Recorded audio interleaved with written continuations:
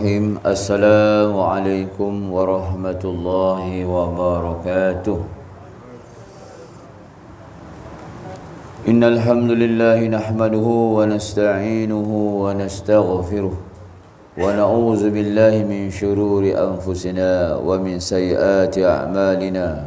May yahdihillahu fala mudilla lahu wa may yudlil fala hadiya lahu. أشهد أن لا إله إلا الله وحده لا شريك له وأشهد أن سيدنا محمدا عبده ورسوله جزا الله وأن سيدنا محمدا صلى الله عليه وسلم بما هو أهله.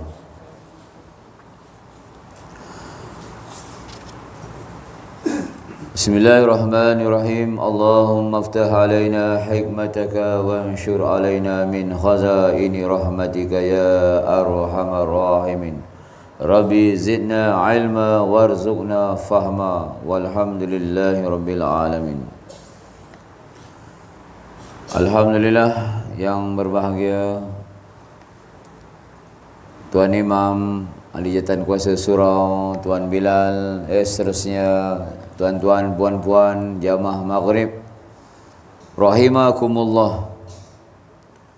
Marilah saya dan kita semua sama-sama sentiasa di dalam hati kita ada rasa kesyukuran kepada Allah SWT, menjadi hamba yang sentiasa bersyukur. Mari sama-sama kita latih. Sentiasa ni mana dalam setiap detik saat sentiasa menjadi hamba Allah yang bersyukur atas kurniaan nikmat Allah SWT yang tak terhitung banyaknya pada kita. Dan antara nikmat-nikmat yang banyak tadi iaitu dikurniakan kita nikmat iman dan juga Islam. Itu nikmat yang paling besar. Nikmat hidayah ataupun petunjuk untuk kita dapat mentaati perintah demi perintah Allah SWT, itu kena bersyukur. Sebab bila-bila masa saja Allah SWT yang maha berkuasa boleh bolak-balikkan hati kita semua. Ya, kita kena ada perasaan risau, bimbang. Ditarik hidayah, bukan ditambah hidayah. Yang kita nak minta kepada Allah SWT setiap hari bertambah hidayah kita, jangan berkurangan. Kalau hari ini kita dapat jaga 5 waktu secara berjemaah dan takbiratul ula bersama imam. Tapi kalau esok contoh kita tak dapat berjemaah, dapat 3 waktu, mana kekurangan hidayah kat situ. Jika semalam kita boleh membaca 1 juzuk, hari ini kita hanya baca 2-3 muka, mana hidayah kurang dalam diri kita. Kita kena istighfar. Kalau semalam kita dapat buat duha 6 rakaat, kita biasa istiqamah berapa rakaat buat duha, tuan-tuan, puan-puan? Ya, barangkali ada yang 4 istiqamah, 6, ada yang 8, ada yang istiqamah 12 rakaat setiap hari buat. Tapi hari itu dia berkurangan, adalah diuji dengan apa-apa kesibukan, halangan, dia tak dapat buat duha, maka bermakna hidayah berkurangan pada diri dia, maka dia kena istighfar. Ya Allah, hidayah berkurangan pada aku hari ini, apalah dosaku. Begitu tuan-tuan. Kalau dia dapat selawat tiap hari 1000, istighfar 1000, hari tu dia tak dapat, tak cukup, maka dia kena istighfar, renung, muhasabah. Ya Allah, apalah dosaku menjadi aku kurang berzikir pada hari ini. Macam itu tuan-tuan sifat orang mukminin, orang yang beriman, ya, sentiasa merenung muhasabah hari demi hari, hari demi hari. Sebab setiap hari perjalanan kita itu tidak lain dan tidak bukan semakin menghampiri kepada kematian. Setiap kita ni semua sedang menuju pada kematian. Dipanggil apa? Bakal jenazah. Saya dan tuan-tuan semua ni bakal jenazah. Ya. Tidak semestinya sakit mati. Tidak semestinya tua baru mati. Tidak semestinya dah cukup amal baru mati. Tunggu kaya baru mati, tidak. tunggu pencen, lepas pencen baru mati, tidak. Ramai yang menangguh-nangguh, akhirnya maut telah menyambar dia. Allahu Akbar. Baru ni jamaah di tempat saya itu, mungkin sebagian tuan-tuan kenal ya, meninggal dunia. Baru balik mengaji macam ni tuan-tuan. Maghrib Isyak, lepas Isyak ya, jamuan makan-makan, dia pun ikut makan, kemudian dia pun balik rumah, dia salin baju dan dia keluar. Tak tahulah apa urusan dia, mungkin jumpa kawan-kawan ya, kadang sehat, tak ada penyakit, sekali mata ya, kena langgar lari. Takdir Allah SWT, saya lalulah tempat tu. Tapi saya tak mengajar surau dia malam tu, saya mengajar di surau lain.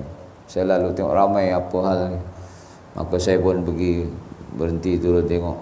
Saya tanya, oh dia beri nama Sepulan. Saya kenal lah. Saya, anak murid saya juga, macam tuan-tuan juga ni, anak murid ya, yang lebih tua daripada saya lah, tapi tetap saya anggap anak murid saya.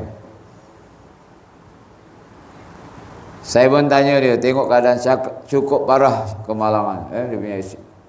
Dah kena langgar, kena gilis lagi ya. Saya pergi dekat, tengok dia, tanya, saya Ustaz Maslim, kenal tak? Dia kata kenal ya. Saya ajar dia mengucap, alhamdulillah Allah Ta'ala memudahkan dia. Dia mengucap beberapa kali La ilaha illallah, La ilaha illallah, dan Allah, Allah, Allah, sehingga ambulans bawa hospital dan tak lama dia ada operation dan meninggal dunia. Tu tuan-tuan, kita ni pun macam tu, antara waktu ya. Malam ni kita makan malam, esok pagi belum tentu kita dapat sarapan. Barangkali esok pagi kita sudah berada di alam barzah. Pagi bersarapan, makan tengah hari kita tak sempat, kita dah berada alam barzah. Kematian tu Nabi umpamakan di sebalik tirai saja. Maka setiap itulah kita semua sama-sama, saya dan kita semua, mengingatkan supaya kita sentiasa membuat persiapan untuk kehidupan alam akhirat, alam yang baqa', alam yang kekal. Sebab mati itu tidak mengenal apa keadaan kita. Yang penting setiap kita semua sentiasa bersiap sedia, berlelah-lelah, berpenat-penat untuk kehidupan akhirat. InsyaAllah tuan-tuan ya. Baik, kita berselawat dulu sebelum kita memulakan. Jadi sebab lama kita mula selawat baru baliklah. Yang ada kitab boleh keluarkan, tak ada ikut sajalah ya, sebab tuan-tuan dan puan-puan dah selalu membaca selawat ya. Tujuan untuk kita berselawat supaya menambah keberkatan majlis kita pada malam ini, insya-Allah. Bismillahirrahmanirrahim. Alhamdulillahirabbil alamin, wassalatu wassalamu ala rasulih Muhammadin nabil ummi wa alihi wa ashabihi ajmain. Allahumma salli wa sallim ala sayyidina Muhammad sallallahu alaihi wa ala alihi wa ashabihi wa baraka wa sallam. Allahumma salli wa sallim ala sayyidina Ahmad sallallahu alaihi wa ala alihi wa ashabihi wa baraka wa sallam. Allahumma salli wa sallim ala sayyidina al-khatam sallallahu alaihi wa ala alihi wa ashabihi wa baraka wa sallam.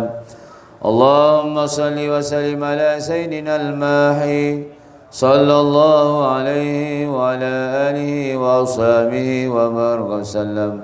Allahumma salli wa sallim ala sayyidina al-hashir sallallahu alaihi wa ala alihi wa ashabihi wa baraka wa sallam. Allahumma salli wa sallim ala sayyidina al-aqib sallallahu alaihi wa ala alihi wa ashabihi wa baraka wa sallam. Allahumma salli wa sallim ala sayyidina al-muqaffi sallallahu alaihi wa ala alihi wa ashabihi wa baraka sallam. Allahumma salli wa sallim ala sayyidina nabiyyir rahmah sallallahu alaihi wa ala alihi wa sahbihi wa baraka wasallam. Allahumma salli wa sallim ala sayyidina al-mubashshir sallallahu alaihi wa ala alihi wa sahbihi wa baraka wasallam. Allahumma salli wa sallim ala sayyidina an-nazir sallallahu alaihi wa ala alihi wa sahbihi wa baraka wasallam. Okey, cukup setakat ni.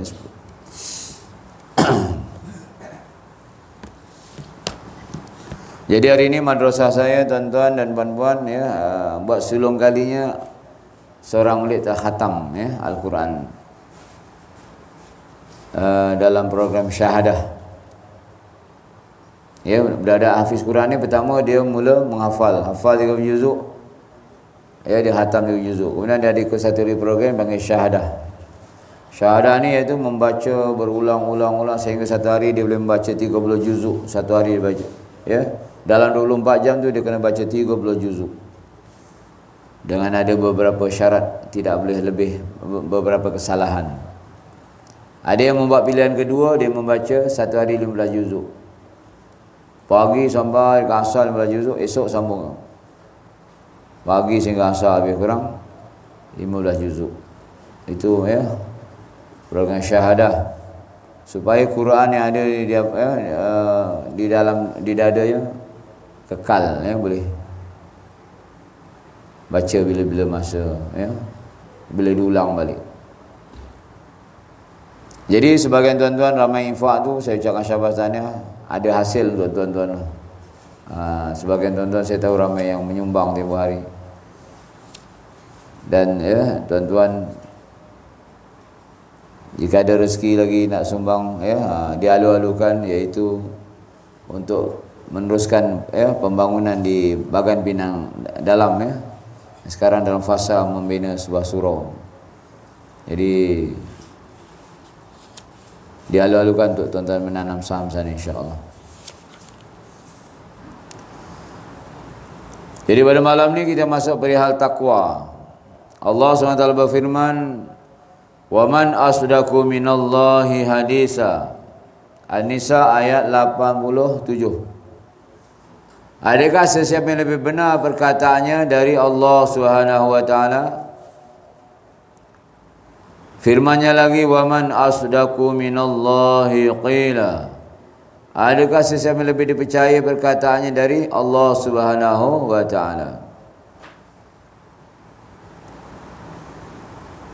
Firman-Nya lagi, "Ya ayyuhallazina amanu taqullaha haqqa tuqatih wa la tamutunna illa wa antum muslimun wa'tasimu bihablillahi jami'an wa la tafarraqu wadhkuru ni'matallahi 'alaikum idh kuntum a'da'an fa'alafa baina qulubikum fasbahtum bi ni'matihi ikhwana wa kuntum ala syafa hufratin minan nari fa'anqadhakum minha kadzalika yubayyinullahu lakum ayatihi la'allakum tahtadun wal takum minkum ummatun yad'una ilal khair wa ya'muruna bil ma'rufi wa yanhauna 'anil munkar wa ulaika humul muflihun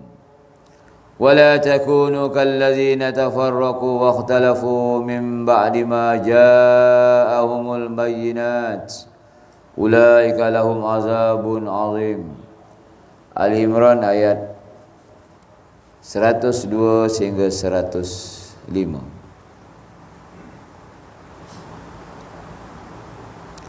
Wahai orang-orang yang beriman, bertakwalah kamu pada Allah sesungguh takwa, dan janganlah sampai kamu mati melainkan di dalam keadaan Islam yang sebenarnya. Jadi ayat ini tuan-tuan selalu biasa didengar, ya, pada khutbah Jumaat. Wasiat takwa.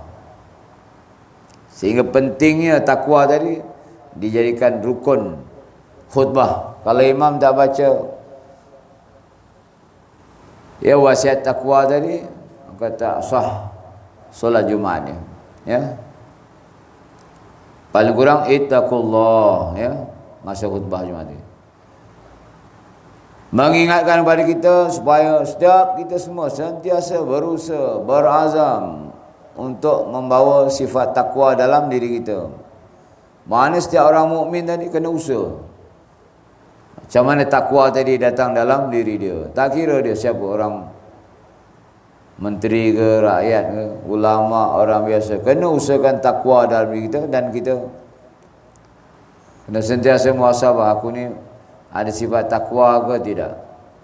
Sebab untuk menjadi mukmin yang berjaya tadi mesti ada dalam dirinya sifat takwa, iaitu takut kepada Allah Subhanahu wa taala.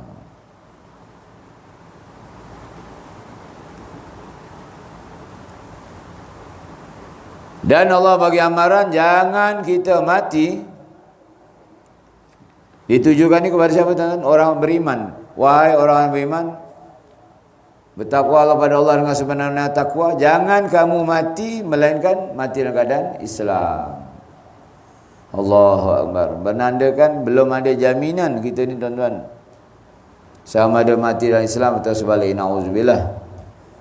Sebab tu sentiasa ada perasaan khauf, takut, dan juga rojak, mengharap pada Allah SWT. Ya Allah, janganlah kau matikan aku kecuali dalam iman, dalam kalimah la ilaha illallah. Setiap hari kena fikir, renung perkara tu. Sebab penghujung kehidupan kita tu dah yang paling penting. Hujung nyawa kita tu. Agak-agak mati besok hujung, dapat tak ucap la ilaha illallah. Yang selalu kena fikirkan.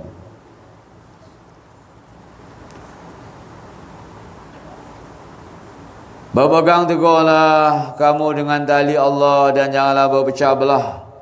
Ingatlah kurniaan Allah atasmu ketika kamu dahulu bermusuh-musuhan, lalu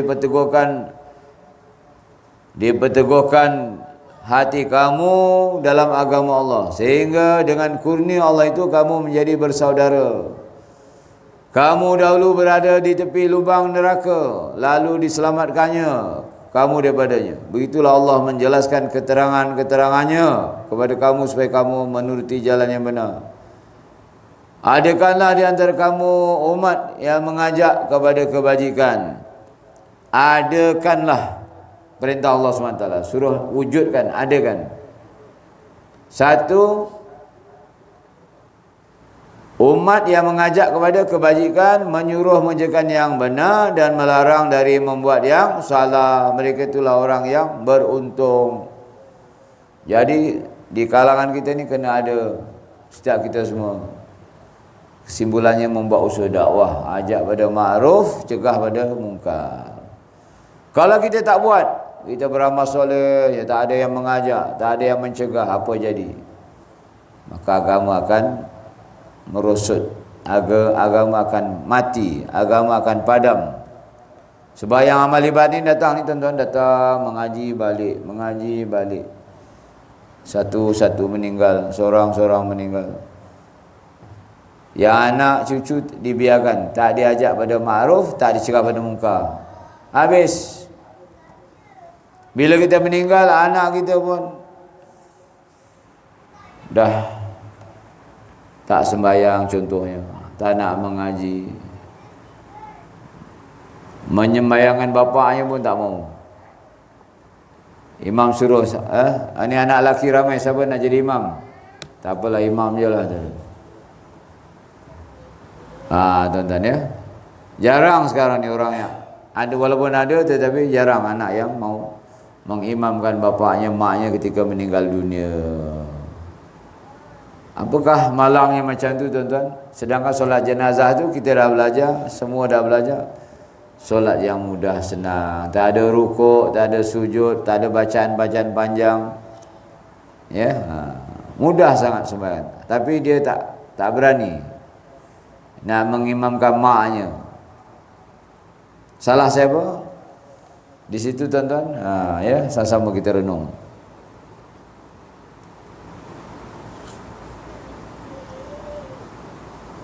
Mereka itulah orang-orang yang beruntung. Kalau ada golongan tadi yang mengajak pada ma'ruf cegah kemungkaran tadi, wa ulaika humul muflihun, mereka itulah orang-orang yang beruntung ataupun orang yang berjaya. Jadi setiap kita semua kalau nak berjaya tu mesti menjadi golongan ini, iaitu ajak pada ma'ruf, cegah pada kemungkaran. Ajak anak kita sembahyang, ajak anak kita tutup aurat, ajak anak kita mengaji, ajak anak kita ke masjid. Tak cukup sekali, tiap-tiap kali pergi ajak anak-anak lelaki kita. Walaupun anak-anak kecil kita, cucu kita, bawa dia ke masjid. Itu kira mengajak pada kebajikan. Ya. Dan kalau ada kemungkaran di kalangan ahli keluarga, jiran, tetangga, jangan malu anak-anak jiran kita, tegur je, tuan-tuan.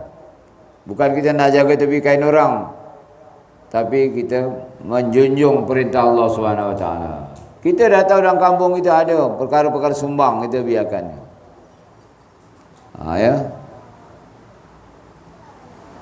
Dan janganlah kamu menjadi serupa dengan orang-orang yang telah berpecah belah dan bersih faham sesudah datang kepadanya bukti-bukti yang terang. Mereka itulah orang-orang yang akan beroleh siksa yang dahsyat. Ali Imran ayat 102 hingga 105. Allah SWT berfirman, Ya ayyuhallazina amanu taqullaha haqqa tuqatih. Diulang lagi. Wahai orang-orang yang beriman, bertakwalah kamu kepada Allah dengan sesungguh takwa. Ali Imran ayat 2. Ini adalah satu perintah dari Allah Azza wa Jalla kepada hamba-hambanya dari golongan kaum mukminin supaya bertakwa. Kerana Tuhan telah mengumpulkan dalam sifat takwa itu segala kebaikan dunia dan akhirat. Kemudian disuruh pula hamba-hambanya dari golongan kaum mukminin itu supaya bertakwa kepadanya agar mereka berjaya dan mencapai penghormatan yang telah disediakan di dalam sifat takwa itu dari segi kebajikan, kesempurnaan, juga kebahagiaan dan kemenangan semata-mata sebagai rahmat kepada hamba-hambanya dari kaum mukminin. Dan sememangnya lah Allah amat kasih terhadap hamba-hambanya yang mukminin itu. Sedang sifat takwa itu merupakan wasiat utama dari Allah SWT untuk orang-orang yang terdahulu dan yang terkemudian. Jadi tuan-tuan, Allah SWT nak kita berjaya, dan Allah SWT wasiatkan supaya kita usahakan sifat takwa dalam diri kita, diri isteri kita. Kalau isteri, usahakan suami, anak-anak supaya datang sifat takwa, takut kepada Allah SWT. Sebab dalam sifat takwa tadi tuan-tuan, dia kalau ada sifat takwa saja, di sebalik sifat takwa tadi tersembunyi berbagai-bagai kebaikan dunia dan akhirat. Contoh, orang yang bertakwa, Allah SWT akan bagi rezeki yang paling banyak dari rezeki yang tidak disangka-sangka. Sebab tu para nabi, para rasul, wali-wali Allah, mereka semua ada sifat takwa. Bila ada sifat takwa, rezeki dia adalah rezeki yang paling baik tuan-tuan. Wa may yattaqillaha yaj'al lahu makhraja. Sesiapa yang bertakwa kepada Allah akan dibuka jalan-jalan keluar. Wa yarzuqhu min haitsu la yahtasib. Akan diberi sumber rezeki yang tidak disangka-sangka. Jadi orang bertakwa, tuan-tuan, rezeki dia kiri, kanan, atas, bawah. Sumber yang paling banyak diperoleh iaitu orang mukmin yang ada sifat takwa kepada Allah SWT. Dia tak susah hidup dia. Yang Allah SWT bagi rezeki yang paling baik. Sebab tu ayat ni, wa may yattaqillah tu jadikan ayat kononnya pelaris, tampal kat kedai-kedai. Dia kata ayat pelaris tu. Sedangkan ayat tu bukan kata suruh ditampal begitu aja kan. Maknanya tampal dan kita hayati apa kehendak ayat tu. Wa may yattaqillah, siapa yang bertakwa pada Allah, takut pada Allah, yaj'al lahu makhraja, akan dibuka padanya jalan-jalan keluar. Maknanya apa saja kesempitan, segala semua Allah akan bantu tolong.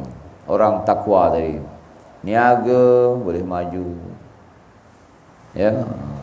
buat apa saja, pertanian berjaya, keluarga dia berjaya, anak-anak dia berjaya, orang yang takwa dia. Hidup senang je walaupun duduk kampung. Macam ayah-ayah kita dulu, datuk nenek kita dulu, tuan-tuan tengok macam mana mereka ada sifat takwa pada Allah, dia yakin pada Allah SWT. Anak-anak dia berjaya semua. Tapi budak sekarang, tuan-tuan, anak 3-4 orang sibuk kecoh. Tak nak anak ramai dia, susah. Kita dua adik-beradik berapa tuan-tuan? Semua ramai-ramai kan. Saya 11 adik-beradik. Bertani je orang tua saya, sawah, kebun kelapa. Anak-anak dia semua alhamdulillah Allah Ta'ala yang mengatur.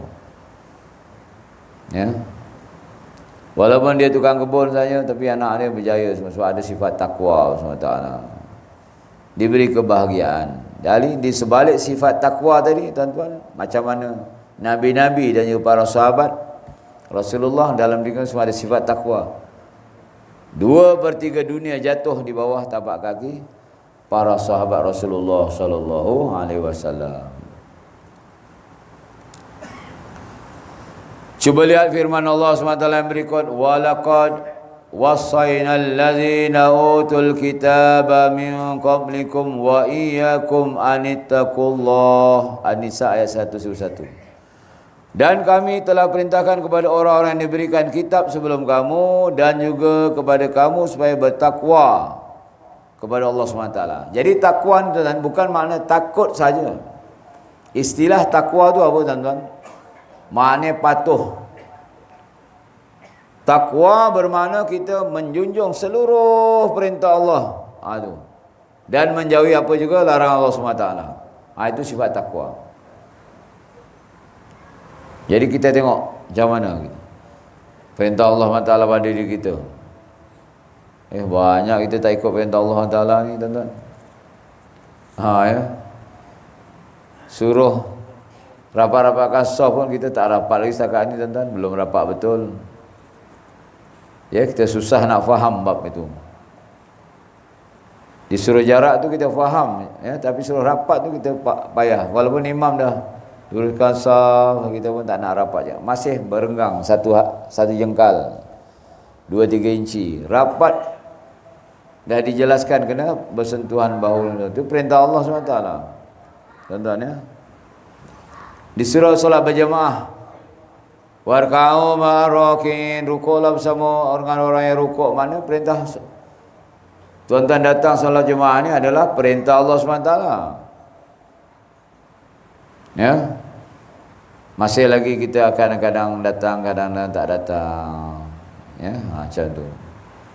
Bahkan yang fardu ain pun ramai tak datang lagi solat Jumaat. Jadi mana takwa tadi apa? Patuh pada seluruh perintah Allah. Segala perintah Allah macam mana para sahabat, dia akan laksanakan. Yang disuruh laksanakan, yang dilarang lagilah tuan-tuan dia akan tinggalkan. Masalahnya kita yang disuruh pun banyak kita tak buat. Kemudian yang ditegah itu pula kita masih belum dapat tinggalkan. Kadang kita buat juga larangan Allah SWT. Pergi ke masjid tapi masih lagi terlibat dengan kadang-kadang dosa-dosa besar yang tidak disedari. Apa contohnya? Terlibat dengan riba. Masih kita mengekalkan perbankan yang ada unsur riba. Tak nak pada perbankan syariah. Ambil insurans yang bukan takaful. Dosa besar tuan-tuan riba. Hati kami ikut tu lagi lah tuan-tuan, judi terang lah. Dan ada kalanya kita tuan-tuan tak perasan, kita dalam perubatan konvensional, ubat tu ada kandungan alkohol, kita main-main beli, tak buat pengajian. Berapa banyak ubat-ubat di farmasi ada kandungan alkohol kita makan tuan-tuan. Sebab tu ramai yang doktor-doktor yang belajar, dia telah hijrah kepada perawatan Islam. Dan dia mendedahkan, bos, kebanyakan ubat-ubat kita ada kandungan alkohol dan dadah. Ya. Jadi dia kembali pada rawatan Islam. Ayat-ayat Quran dan juga herba-herba as-sunnah. Jadi macam mana tuan-tuan kalau kita minum satu ubat tu ada alkohol, minum rupanya benda haram. Macam mana mati nak mengucap tuan-tuan? Ya. Jadi kita istighfar lah sama-sama lah ya, sama-sama saya dan kita semua ke arah hijrah supaya kita dapat mudah-mudahan tidak terlibat dengan perkara tersebut. Lantaran itu maka tiada suatu kebaikan maupun di dunia atau benda akhirat, sama ada kebaikan lahir maupun batin, melainkan takwalah yang jadi perintis dan sebab yang menyampaikan kita kepadanya. Kalau kita tidak ada sifat takwa tuan-tuan, ini membawa bukan saja dunia, masuk alam kubur tu tuan-tuan. Malaikat tu kenal kita ni orang bertakwa ataupun orang yang sebaliknya. Kalau dia mati ada membawa sifat takwa, malaikat Allah Akbar, daripada jauh dia dah mengundur dah. Ini orang bertakwa ni, Quran tak pernah tinggal, hari-hari pegang Quran. Maka dia mengundur, menyoal daripada jauh je, dia tahu ni orang mukmin yang kat dunia menjalani kehidupan juga sunnah Nabi sallallahu alaihi wasallam. Tapi kalau dia tengok ini pendosa ni, banyak maksiat, malaikat pun tunggu kata dia, tunggu. Ya, kubur akan kata tunggu, aku akan layan kamu dengan istimewa kata dia. Allah Akbar, akan buat seksaan yang istimewa. Dia tahu ni pendosa masuk dalam kubur, tak sembahyang, tak puasa, tak ke masjid, buat dosa-dosa besar, buat dosa-dosa syirik. Kat dunia melintang memujur lalu melintang patah. Ya, dan kita pula silap tak bagi nasihat pula. Tak ada memberi nasihat, dia terus macam tu sampai dia mati. Tapi kalau dia menasihatkan, ziarah dia mudah-mudahan, ya. Demikian pula sebaliknya, iaitu tiada sesuatu kejahatan maupun di dunia atau di akhirat, sama ada kejahatan lahir maupun batin, melainkan takwalah yang bakal menjadi pendinding yang kukuh dan benteng yang teguh untuk menyelamat kita daripadanya dan melepaskan kita daripada bencananya. Apa saja kejahatan dunia ni tuan-tuan, orang yang sifat takwa ni selamat dia. Macam mana para sahabat Rasulullah sallallahu alaihi wasallam, sebab ada sifat takwa tadi, sehingga gunung turun ke Madinah pun tak menjadi ancaman. Wah, singa ni bahaya ni, dia akan makan bahan orang lapar. Tapi anak Sayyidina Umar, Abdullah bin Umar pergi dekat kat singa tadi, boleh dipegang singa tadi sebab ada sifat takwa. Haiwan-haiwan pun tahu ini Allah, tak boleh, aku tak boleh buat apa-apa pada dia. Ketakutan ni hanya pada Allah, dengan aku ni dia takut-takut lah. Dia tanya pada singa tadi, apa hajat kamu tentang singa, atas perintah Allah atau kehendak hati kamu sendiri? Atau ada apa yang perkara yang belum selesai kamu selesaikan di sini? Jika kamu datang dengan kehendak Allah, maka selepas selesaikan hajat ni, nyahlah kamu di sini, ya. Maka dia tampar singa tadi. Dia tak ada jaring di panah, tak ada. Direct pegang singa, dilempang. Kena Syitah tadi telah patah balik lari, tinggalkan bumi Hijaz tu, tinggalkan. Sampai sekarang tak ada Mekah Madinah. Syitah mana ada? Tengok sifat takwa pada Allah Subhanahu wa taala.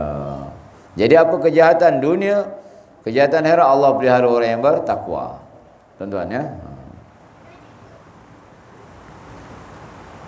Sebagai contoh, orang yang solat subuh berjamaah, man solat subhi bil jamaah wa huwa fi zimmatillah. Salah satu sifat takwa orang bertakwa ni, dia subuh dia tak tinggal datang. Dan hari Nabi dia dalam penjagaan Allah SWT. Allah jaga dia. Dan sambungan dia itu, siapa yang menyakiti orang yang solat subuh jamaah, dia akan dihumban dalam neraka dalam keadaan mukanya yang terlungkup. Maknanya Allah sayang pada orang yang hadir solat subuh berjamaah. Jadi kita istiqomahkanlah solat subuh berjamaah, insya-Allah. Bukankah Allah SWT tak sering menjelaskan kepada kita menerusi kita suci Al-Quran Karim bahawa di dalam sifat takwa itu terdapat kebahagiaan yang utama dan kebaikan yang tak terhitung banyaknya. Alam akhirat nanti lagi lah tuan-tuan, orang yang mutakin ni syurga-syurga Allah sediakan begitu indah dan begitu cantik, begitu luas ya untuk orang yang bertakwa. Rasanya cukup sangat itu. Isyak pun dah masuk dah.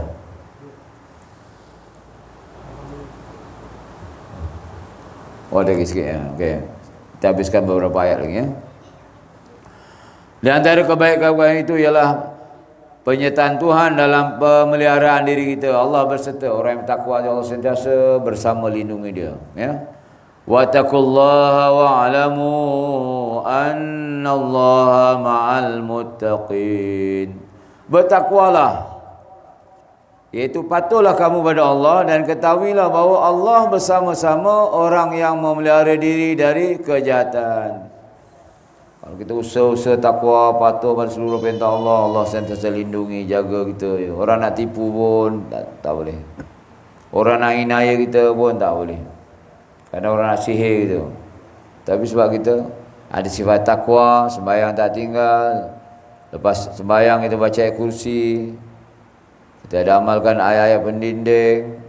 Orang nak buat jahat pun tak kena. Allah melindungi orang-orang yang bertakwa.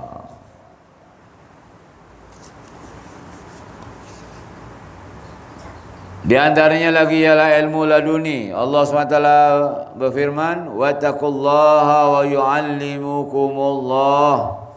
Al-Baqarah ayat 282. Bertakwalah kamu kepada Allah dan dia akan mengajar kamu.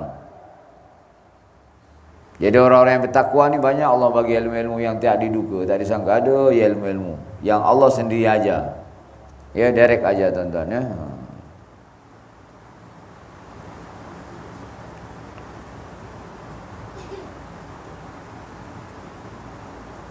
Di antaranya lagi mampu membezakan ketika timbul kekeliruan atau berlaku sesuatu kemusykilan, juga sebagai penebus kesalahan dan penyuci dosa-dosa. Ya ayyuhallazina amanu in tattaqullaha yaj'al lakum furqanan wa yukaffir 'ankum sayi'atikum wa yaghfir lakum wallahu dzul fadlil 'azim. Al-Anfal ayat 29. Hai orang beriman, kiranya kamu takut kepada Allah, nescaya dia, itu Allah akan menggunakan kamu pengenalan untuk membeza antara yang benar dengan yang salah, dan dihapuskan kesalahan-kesalahan kamu serta mengampuni kamu, dan Allah mempunyai kelebihan yang besar.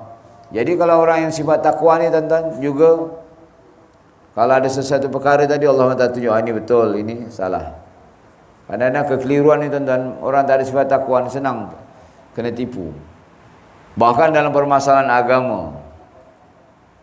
Ya, dalam permasalahan agama. Kalau orang betul-betul takwa, Allah akan bimbing dia dengan jalan yang benar. Tapi kalau dia nak mengaji agama, nawaitu dia tadi untuk kadang untuk menunjukkan dia alim ataupun banyak ilmu, ya, tidak ada sifat takwa tadi, maka dispesongkan dia. Elok dia mengaji tinggi-tinggi berpuluh tahun tapi terpesong ikut aliran yang menyimpang daripada ahli sunnah wal jamaah. Mengaji tuan-tuan, penat mengaji tu, ya, mengkaji hadis Al-Quran, penat belajar, tetapi oleh kerana sifat takwa tadi, apa nawi itu belajar, ya, bukan untuk dia makin tunduk semata, bahkan untuk dia bermegah-megah. Ya, akhirnya dia tersesat, menyimpang daripada ahli sunnah wal jamaah. Jadi na'udzubillahi min zalim. Macam tuan-tuan kita semua sentiasa belajar ni, perbetulkan niat. Ya Allah, pun belajar ni untuk islah diri, baik diri kita. Tanda keberkatan ilmu tadi, semakin kita dekat kepada Allah, semakin banyak amalan kita. Jangan makin mengaji, tak ada apa-apa perubahan dalam diri kita. Ketakutan pada Allah tak ada. Mana takut pada Allah tu tidak makin dekat pada SWT, makin jauh pada SWT. Di masjid bergaduh. Kan? Selepas tidak lantik jawatan kuasa tak mau datang ke masjid contohnya. Jadi selama ni dia jadi jawatan kuasa masjid, apa tujuan dia? Dah tak jadi AJK dia tak mau datang dah. Tak nak lah. Aku bukan AJK lagi. Jadi bukan dia datang masjid untuk takut pada Allah, perintah Allah SWT. Ya tuan-tuan. Jadi syukurlah setakat itu insya-Allah. Semoga yang sedikit ini memberi manfaat.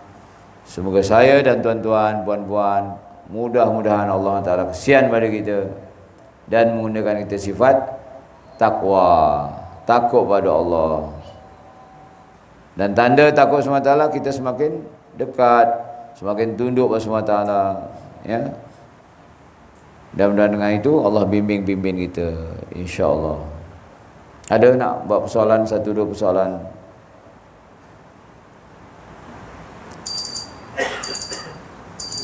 Ya, silakan. Tadi Ustaz kata dadah tu haram. Tapi digunakan perbuatan tu semua haram. Yalah, ya.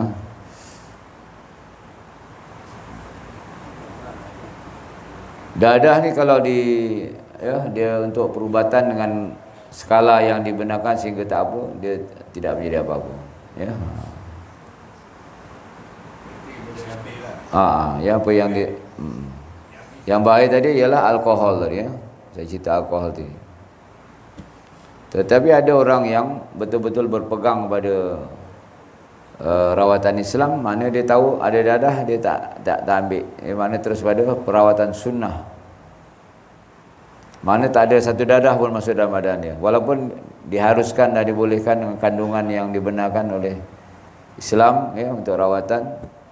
Sebab sifat dadah ni dia bukan menyembuh, dia hanya bertahan saja. Akhirnya kita ketagih. Ya. Masya-Allah, mudah-mudahan tak ada apalah. Ya. Dia yang tak apa tu, tak ada kompromi, iaitu alkohol dan juga kandungan gelatin. Ya, ada kandungan gelatin yang najis. Ya, contoh insulin. Cuba dikaji insulin yang kita cuk tu. Ada tak kandungan najis dalam tu? Ya, setengah memberitahu ada unsur khinzir dalam tu. Kan? Jadi wallahu alam. Macam mana tuan-tuan ya?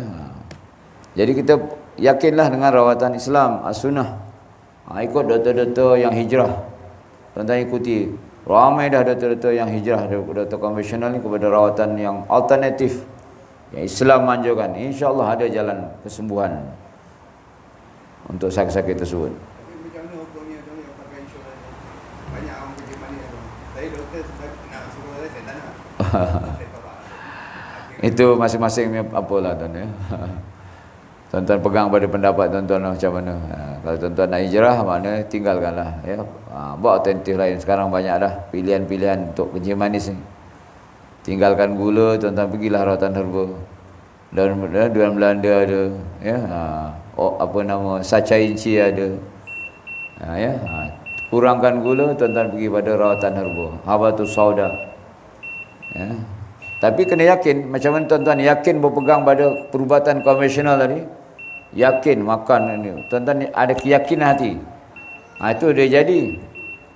Tapi kalau tuan-tuan yakin pada rawatan Islam, Al-Quran dan juga herba-herba, madu, sunnah Nabi, insya-Allah ada juga solusi dia, ramai yang sembuh dengan izin Allah Taala. Yang itu dia tak ada, dia hanya bertahan je. Lama-lama makan buah pinggang pula. Lama-lama besok pergi ke kanser pula. Dia penghujung ni macam tu je. Rawatan-rawatan yang moden ni tuan-tuan ya. Penghujung dia tak ada kata elok sembuh, tak ada. Dia hanya menahan saja. Wallahu alam ya. Itu saja, segala yang baik semua daripada Allah SWT. Salah silap atas kelemahan saya mohon ampun maaf kepada tuan-tuan ya. Juga dengan izin Allah SWT. Aku li qouli hadza wa astaghfirullah azim li wa lakum. Wassalamualaikum warahmatullahi wabarakatuh. Allahumma shalli ala Muhammadin wa ala alihi wa sahbihi. Allahumma faqihna fid din wa 'allimna ta'wil wahdina ila siratikal mustaqim. Walhamdulillah. Wallahu minkum.